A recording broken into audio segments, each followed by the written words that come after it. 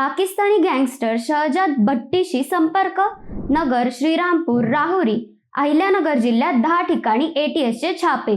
अहिल्यानगर जिल्ह्यात शुक्रवारी मोठी सुरक्षा कारवाई पाहायला मिळाली. पाकिस्तानातील कथित गँगस्टर शहजाद भट्टीशी सोशल मीडियावर संपर्क असल्याच्या संशयावरून एटीएसने नगर, श्रीरामपूर, राहुरी येथे एकाच वेळी 10 ठिकाणी छापे टाकले.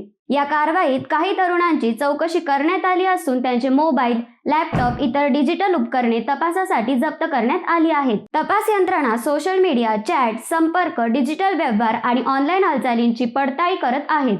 प्राथमिक माहितीनुसार प्रसिद्धी, फॉलोअर्स आणि आर्थिक आमिष दाखवून काही भारतीय तरुणांपर्यंत पोहोचण्याचा प्रयत्न झाल्याचा संशय व्यक्त करण्यात आला आहे.